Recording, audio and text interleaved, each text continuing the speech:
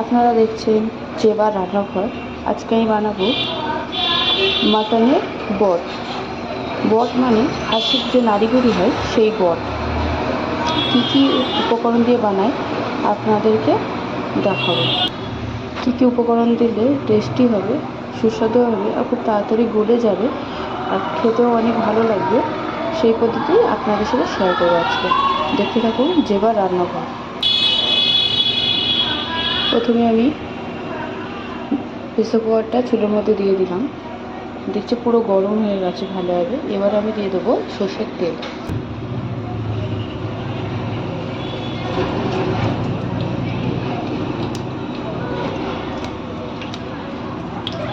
তেল দেওয়ার পরে এর মধ্যে দিয়ে দেবো গোটা গরম মশলা, জিরে, মরিচ আর তেজপাতা দিয়ে একটু নাড়াচাড়া করবো। দিয়ে দেবো কেটে রাখা পেঁয়াজ, দিয়ে দেবো শুকনো লঙ্কা, দিয়ে দেবো স্বাদ অনুযায়ী লবণ। আগে থেকে কেটে রাখা বট ভালো করে কেটে ধুয়ে রাখা, ভালো করে গরম জল দিয়ে সিদ্ধ করেছি।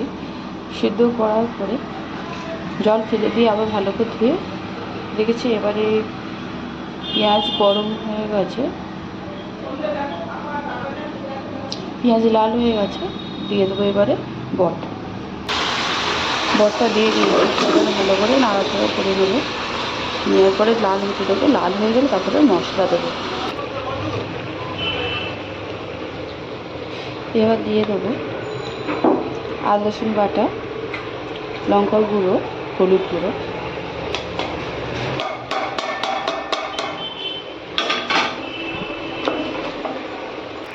দিয়ে ভালো করে কষাতে থাকবো।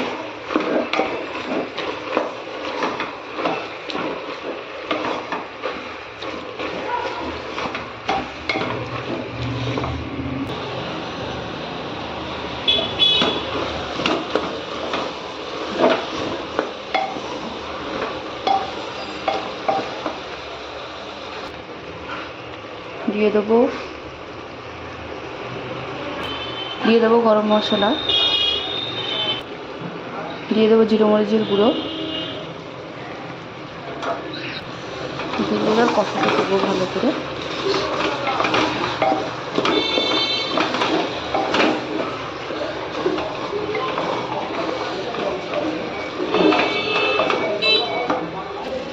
দিয়ে দেবো টমেটো কুচি। আমি দই দেবো না, টমেটো দিয়ে রান্না করবো এটা। এখনও আমার যে জলটা বেরিয়েছে সেই জলটা এখনও মরেনি, তারপরে আমি জল দেবো। এটা ভালোভাবে আরও ভালোভাবে কষাতে হবে, কষিয়ে কষিয়ে লাল করতে হবে। এবারে আমি করব জল অ্যাড। দেখতে পাচ্ছ এতক্ষণ আমি জল অ্যাড করিনি, এই প্রথমেই জল অ্যাড করব। জল না অ্যাড করলে নিচে ধরে যাচ্ছে।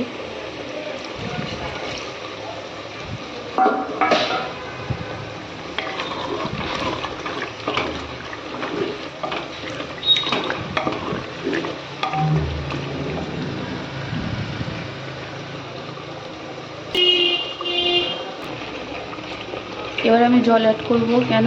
এবারে আর কষাবো না, যেহেতু আমাকে বটটা সিদ্ধ করতে হবে। সিদ্ধ অত তাড়াতাড়ি হবে না, যতক্ষণ আমি সিটি ফেলবো। তার জন্যে আমি জল অ্যাড করে ভালো করে নেড়ে আর প্রেসার কুকার ঢাকা মুড়ে দেবো। 3-4টা সিটি পড়ার জন্য ছেড়ে দেবো।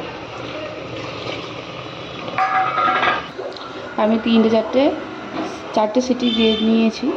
এবারে আমি প্রেসার কুকারটা বন্ধ করে দিয়েছি। কিছুক্ষণ পরে এটা খুলে দেখবো যে কেমন হলো আমার।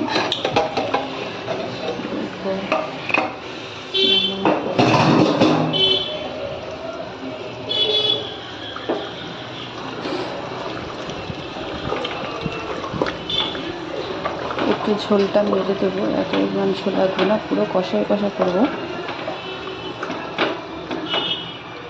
পুরো তেল ভরে গেছে পুরো।